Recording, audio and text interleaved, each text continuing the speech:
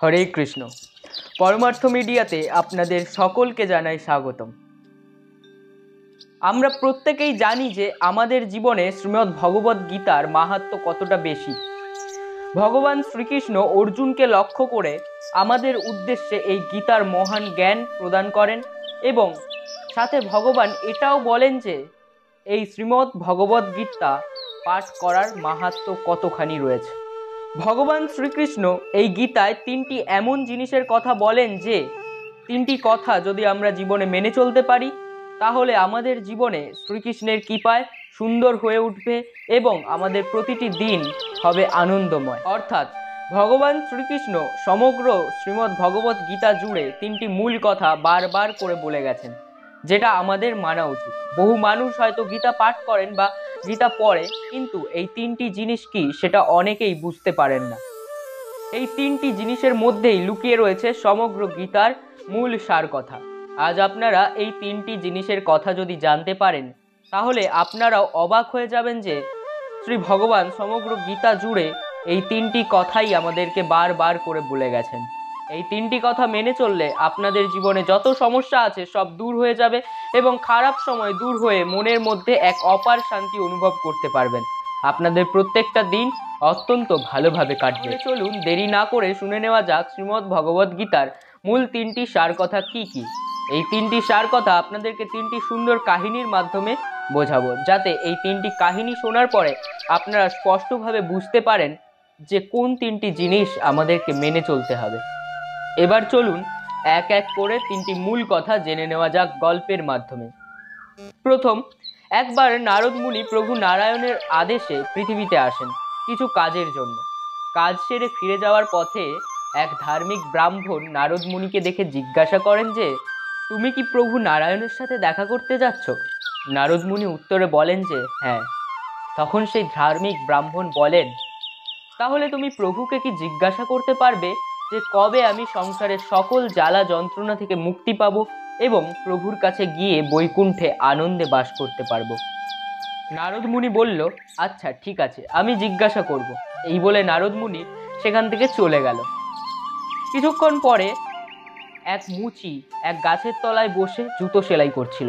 সে নারদ মুনিকে দেখে জিজ্ঞাসা করলো যে আপনি কি প্রভু নারায়ণের সাথে দেখা করতে যাচ্ছেন? উত্তরে নারদ মুনি বললেন হ্যাঁ। তখন সেই মুচি জিজ্ঞাসা করেন যে তাহলে আপনি প্রভুকে কি একটা কথা জিজ্ঞাসা করতে পারবেন যে কবে আমি সংসারের সকল জ্বালা যন্ত্রণা থেকে মুক্তি পাবো এবং প্রভুর কাছে গিয়ে বৈকুণ্ঠে আনন্দে বাস করতে পারবো? তখন নারদ মুনি বললেন আচ্ছা ঠিক আছে, আমি জিজ্ঞাসা করব। এই বলে নারদ মুনি সেখান থেকে চলে যান এবং বৈকুণ্ঠে এসে প্রভু নারায়ণের সাথে দেখা করেন এবং কথা মতো সে নারায়ণের কাছে গিয়ে দুই ব্যক্তির অর্থাৎ ব্রাহ্মণ ও মুচির মুক্তির ব্যাপারে জিজ্ঞাসা করেন। উত্তরে নারায়ণ বলেন, মুচি তার মৃত্যুর পরে আমার কাছে এসে আনন্দে থাকবে। তখন নারায়ণ জিজ্ঞাসা করেন, কিন্তু ধার্মিক ব্রাহ্মণের কি হবে? উত্তরে নারায়ণ বলেন, ব্রাহ্মণকে আরো অনেক জন্মগ্রহণ করতে হবে এবং সংসারে জ্বালা যন্ত্রণা ভোগ করতে হবে এবং সে কত জন্মে মুক্তি পাবে এই ব্যাপারে এখন কিছু বলা যায় না। নারদ মুনি এই কথা শুনে অত্যন্ত আশ্চর্য হন এবং জিজ্ঞাসা করেন, এরকমটা কেন প্রভু? আমি তো কিছুই বুঝতে পারছি না।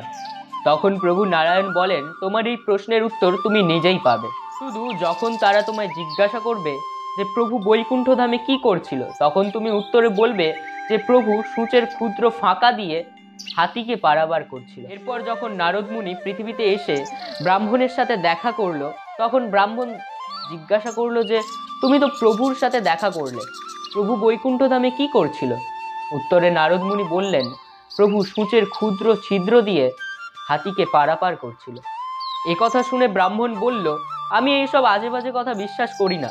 তখন নারদ সাথে সাথে বুঝতে পারলেন যে এই ব্যক্তির ভগবানের উপরে সত্যিকারের আস্থা বা বিশ্বাস নেই, এর জ্ঞান পুঁথিগত। তারপর নারদ মুনি সেখান থেকে চলে গেল এবং মুচির সাথে দেখা করল। মুচি নারদ মুনিকে দেখে জিজ্ঞাসা করলো যে তুমি তো প্রভুর সাথে দেখা করলে, প্রভু বৈকুণ্ঠ ধামে কি করছিল? উত্তরে নারদ মুনি বলল, প্রভু সূচের ক্ষুদ্র ছিদ্র দিয়ে হাতিকে পারাপার করছিল। মুচি এই কথা শুনে কাঁদতে শুরু করলেন এবং বললেন, আমার প্রভু সত্যিই অদ্ভুত, অদ্ভুত তার মহিমা। এই মহিমা বোঝা অত্যন্ত কঠিন। সে সব কিছুই করতে পারে। নারদ মুনি তখন মুচিকে জিজ্ঞাসা করলো, তুমি কি সত্যিই বিশ্বাস করো যে প্রভু সূচের ক্ষুদ্র ছিদ্র দিয়ে হাতিকে পারাপার করছিল? উত্তরে মুচি বলল, কেন বিশ্বাস করব না, অবশ্যই আমি একথা বিশ্বাস করি। নারদ মুনি তখন জিজ্ঞাসা করলো যে কেমন করে, কি ভেবে তুমি একথা বিশ্বাস করো? উত্তরে মুচি বলল, তুমি দেখতে পাচ্ছ যে আমি এই বড় অশ্বত্থ গাছের তলায় বসে জুতো সেলাই করি। তুমি দেখো যে অসংখ্য ফল গাছ থেকে রোজ মাটিতে পড়ছে এবং প্রতিটি ফলের বীজের মধ্যে এরকম আরো একটি বড় অশ্বত্থ গাছ সুপ্ত আকারে রয়েছে। যদি একটা ছোট্ট বীজের মধ্যে এরকম বড় অশ্বত্থ গাছ থাকতে পারে, তাহলে একটা ছোট্ট সূঁচের ছিদ্র দিয়ে একটা হাতিকে গলানো প্রভুর পক্ষে যে অসম্ভব কিছু না, সেটাকে মেনে নিতে কিসের অসুবিধা থাকতে পারে? অর্থাৎ ঈশ্বরের প্রকৃত বিশ্বাসী হলো এই ভৌতিক জগতের সকল জ্বালা যন্ত্রণা থেকে মুক্তি পাওয়ার একমাত্র পথ। এখানে অন্ধ বিশ্বাসের কথা বলা হয়নি, কিন্তু ঈশ্বরের পক্ষে অসম্ভব কিছু নেই এই বিশ্বাসটা অবশ্যই থাকা উচিত। তিনি পারেন না এমন কোনো কাজ নেই। শ্রী ভগবান স্বয়ং অর্জুনকে বললেন যে এই ভৌতিক জগৎ আমার নির্দেশে পরিচালিত হচ্ছে এবং আমার নির্দেশই প্রকৃতির চেতন অচেতন জগৎ প্রসব করে। এই কারণেই জগৎ পুনঃ পুনঃ সৃষ্টি ও ধ্বংস হয়। অর্থাৎ প্রথম যে মূল কথাটি হলো সেটি হলো ভগবান শ্রীকৃষ্ণের প্রতি অপার বিশ্বাস। দ্বিতীয়, একদা এক ভক্ত মহিলা ছিলেন, যিনি রোজ সকালে ঘুম থেকে উঠে স্নান করার পরে রান্না করে সেই খাবার খেয়ে তারপর ভগবানের পুজো করতেন। এরকম একদিন তার বাড়িতে এক আত্মীয় আসেন। এই আত্মীয় খুব ধার্মিক প্রকৃতির ছিলেন। তিনি 3 বেলা পুজো করতেন, ভগবানকে না দিয়ে তিনি কিছুই খেতেন না। এই আত্মীয় যখন দেখলেন যে এই ভক্ত মহিলা খেয়ে দিয়ে ভগবানের পুজো করছেন, তখন সে অত্যন্ত রেগে যান এবং সেই ভক্ত মহিলাকে বলেন যে তুমি কি জানো না যে খেয়ে দিয়ে ভগবানের পুজো দিতে নেই, এতে অনেক বড় অপরাধ হয়। ভগবানের পুজো সবসময় না খেয়ে শুদ্ধভাবে দিতে হয়। তুমি কাল থেকেই না খেয়ে পুজো দেবে। এই কথা শুনে মহিলা পরের দিন থেকে না খেয়ে পুজো দিতে থাকে। কিন্তু সে লক্ষ্য করলো যে সে আগে যখন খেয়ে দিয়ে ভগবানের পুজো করতেন, তখন ঘন্টার পর ঘন্টা এক মনে পুজো করতে পারতেন, মন শান্ত থাকতো। কিন্তু যবে থেকে তিনি খেয়ে দিয়ে ভগবানের পুজো দিচ্ছেন, তবে থেকে তিনি 10 থেকে 15 মিনিটের বেশি পুজো দিতে পারছেন না। ঠিক এই সময় তার বাড়িতে এক সাধু ভিক্ষা চাইতে আসেন। তিনি সেই সাধুকে দেখে তার এই সব ঘটনা বিস্তারিতভাবে বলেন। সেই সময় সেই আত্মীয় তার পাশেই ছিল। সাধু তার সব কথা শোনার পর বলেন যে মা, পেটে যদি খিদে থাকে তাহলে ভগবানের দিকে মন দিবি কি করে? মন তো বারবার পেটের দিকেই যাবে। ভগবান ভক্তের ভক্তি দেখেন, নিয়ম কানুন নয়। তোর যদি খেয়ে দেই ভক্তি হয় তাহলে তুই তাই কর। এবং এরপর দিয়ে সে খেয়ে দেই আবার পুজো করতে থাকে। শ্রী রামকৃষ্ণদেবও একবার বোঝান যে তুমি খালি পেটে পুজো দিতে বসলে কিন্তু তোমার মন ঈশ্বরের দিকে না গিয়ে খাবারের দিকে চলে গেল, এতে কোনো লাভ হয় না। এর চেয়ে খেয়ে দিয়ে শান্ত মনে পুজো করা অনেক ভালো। অর্থাৎ দ্বিতীয় যে জিনিসটি মেনে চলতে হবে সেটি হলো ভক্তি। ভগবান শ্রীকৃষ্ণের প্রতি থাকতে হবে অচলা ভক্তি। এই ভক্তির দ্বারাই জীবনে সব খুশি লাভ করা সম্ভব, কারণ ভগবান ভক্তের এই ভক্তি দ্বারাই প্রসন্ন হয়ে ভক্তের উপরে কৃপা করেন। তৃতীয়, এক কৃষ্ণ ভক্ত উত্তরপ্রদেশের কানপুরে আখেরি গ্রামে এক সাত্ত্বিক ব্রাহ্মণ পরিবারে জন্মগ্রহণ করে। জন্মের সময় তার পিতার দেওয়া নাম ছিল অনিরুদ্ধ কুমার পাণ্ডে। তার ঠাকুর দাদা ছিল একজন সন্ন্যাসী এবং তাদের পরিবারের পরিবেশটি ছিল অত্যন্ত ভক্তিমূলক এবং শুদ্ধ। তার বাবার নাম ছিল শ্রী শম্ভু পাণ্ডে, যিনি পরে সন্ন্যাস গ্রহণ করেছিলেন। তার মা প্রতিদিন সাধু সেবা করতেন এবং অন্যান্য আধ্যাত্মিক কাজে ব্যস্ত থাকতেন। তার বড় ভাই পরিবারের এই আধ্যাত্মিকতা আরও বাড়িয়ে তোলে প্রতিদিন শ্রীমদ্ ভগবদ গীতা পাঠ করে সবাইকে শুনিয়ে। অনিরুদ্ধ কুমার ছোট থেকে ঈশ্বরের নাম জপ ধ্যান করত। হঠাৎ করে তার এরকম একদিন উপলব্ধি হয় যে একদিন তো তার পিতা মাতা সব কাছের মানুষই মরে যাবে। অর্থাৎ এই পৃথিবীতে সব কিছুই অনিত্য, কোনো কিছুই চিরজীবনের জন্য তার সাথে থাকবে না এবং কোনো কিছুই তাকে সব সময়ের জন্য খুশি দিতে পারবে না, একমাত্র ঈশ্বরের ভালোবাসা ছাড়া। এই জগতে ঈশ্বরই একমাত্র বস্তু যে তার সাথে সবসময় থাকবে। অর্থাৎ ঈশ্বরই একমাত্র বস্তু যা তাকে চিরশান্তি ও খুশি দিতে পারে এবং এই ভালোবাসায় কোনো রকম দুঃখ পাওয়ারও সম্ভাবনা নেই। এই কারণে তিনি 13 বছর বয়সেই সিদ্ধান্ত নেয় যে তিনি গৃহত্যাগ করে সাধু হবেন। তিনি তার মাকে এই কথা জানান এবং তারপর তিনি ঈশ্বর সাধনায় বেরিয়ে পড়েন। কিন্তু বেরিয়ে পড়ার পর তার জীবনে কষ্ট কম ছিল না। বৃন্দাবনের গলিতে গলিতে তিনি প্রতিদিন ভিক্ষা করে বেড়াতেন। কেউ খাবার দিলে খেতেন, নয়তো খেতেন না। বেশ কিছুদিন তিনি ক্ষুধার্তই থাকতেন। তবে যখন মাঝে মাঝে তিনি কোনো খাবার পেতেন না, তখন একজন কৃষ্ণভক্ত মহিলা ছিলেন যিনি দিনের শেষে তাকে অন্তত 2টি রুটি খাওয়াতেন। শীতের দিনগুলোতে এনার গায়ে কোনো বস্ত্র থাকতো না। চটের বস্তা সেলাই করে নিজের গায়ে জড়িয়ে নিতেন। সারাদিন শুধু একটাই কাজ ছিল, কৃষ্ণ নাম জপ করা। প্রথমে তিনি থাকতেন গঙ্গার ধারে এবং সেখানে তিনি শিবের নাম জপ করতেন। তারপর শিবের প্রেরণা পেয়ে তিনি আসেন বৃন্দাবনে এবং বৃন্দাবনে তিনি রাধারানীর সেবায় নিজেকে নিয়োজিত করেন।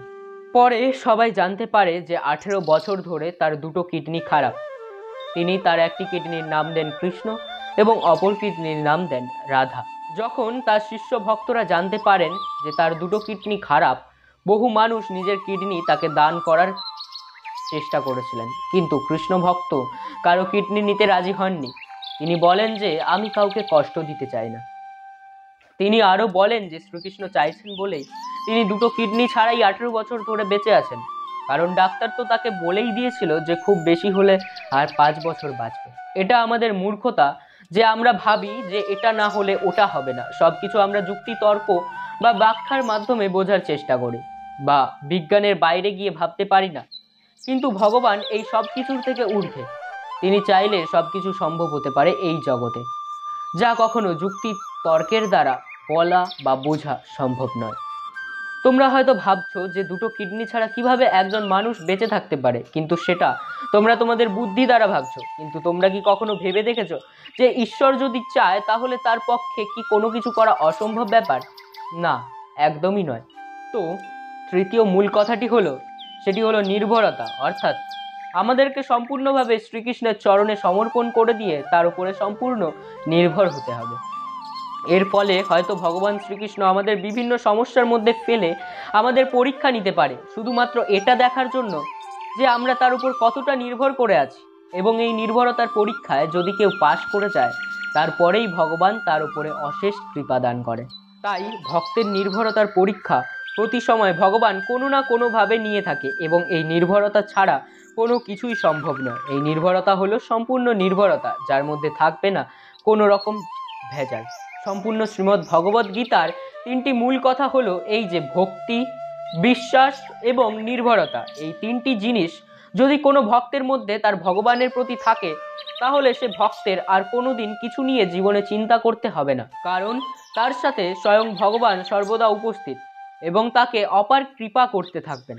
তার উপরে কোনো সমস্যা থাকবে না, বা যদি কোনো সমস্যা থাকে তাহলে সেটা তার ক্ষতি করতে পারবে না, কারণ সে জানে তার সাথে স্বয়ং ভগবান শ্রীকৃষ্ণ আছেন। তার আবার ভয় কিসের? এই ভিডিওটি যদি আপনাদের ভালো লেগে থাকে তবে অবশ্যই লাইক এবং কমেন্ট করবেন এবং বন্ধুদের সাথে শেয়ার করতে ভুলবেন না। আর আপনি যদি এই চ্যানেলে নতুন হয়ে থাকেন তবে চ্যানেলটিকে অবশ্যই সাবস্ক্রাইব করবেন। হরেই কৃষ্ণ।